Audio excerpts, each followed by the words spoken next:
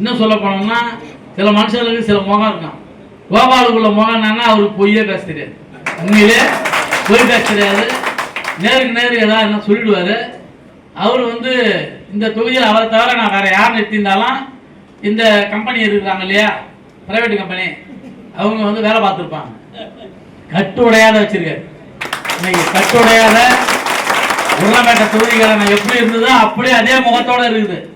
சில புள்ளூரிகள் 1-2 போயிடலாம், அதை பற்றி நம்மளுக்கு கவலை இல்லை, அது நம்மளுக்கு நல்லதே. அதை பயணிச்சோம்னா அதில் வெற்றி பெற முடியும். அந்த வகையில் புதுச்சேரி முழுக்க ஒரு நல்ல மாற்றத்தை விரும்பி மக்கள் வந்து போயின்னு இருக்காங்க.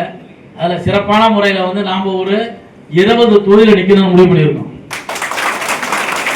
திராவிட முன்னேற்ற கழகம் 20 தொகுதியில் நிற்கணும்னு முடிவு பண்ணியிருக்கோம். நம்ம கூட்டணி கட்சிகளுக்கு 10 தொகுதியை வந்து தலைவர்கிட்ட பேசி வாங்கி தரணும். 20 தொகுதியை நிச்சயமாக நாம் நிற்போம்.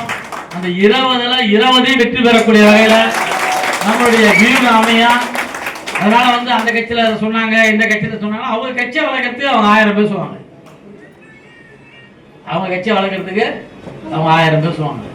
அதெல்லாம் நீங்க ஒரு போட்டு எந்த கட்சியாக இருந்தாலும் சரி, நம்ம கூட்டணி கட்சி அவங்களாம் நம்ம நண்பர்கள், நம்மளை எதிரியா யாரும் பார்க்காதீங்க, அவங்களோட உரிமை அது, அவங்க அதை பேசணும். அதனால வந்து அவங்களுக்கு பதில் கொடுக்கறதுக்கு கொடுத்துறாங்க. அவங்களுடைய கட்சியில அவங்க இண்டோர் மீட்டிங்ல அவங்க எதை வேணா பேசலாம், நம்மளுடைய கட்சியில நம்மளுடைய இண்டோர் மீட்டிங்ல நம்ம உரிமையை பேசலாம். அதனால வந்து அது வந்து நம்மளுடைய அதே சமயத்துல எல்லா தோழர்களும் நம்ம கூட இருக்க. இப்போ காங்கிரஸை பற்றி சொல்லும்போது சொன்னாங்க, அவங்கள வந்து நமக்கு போன தடவை செய்யல போல, அதெல்லாம் விளம்பரப்படுத்திக்காது. இப்போ செய்யறதுக்காக பாருங்க, ஏதோ ஒரு 4-5 பேர் விகரசா அவங்க எதிர்த்து வெளியில் இருக்கலாம். ஆனால் காங்கிரஸ்ன்னு இருக்கிற குடும்பம் காங்கிரஸ் தான் ஓட்டு போடும்.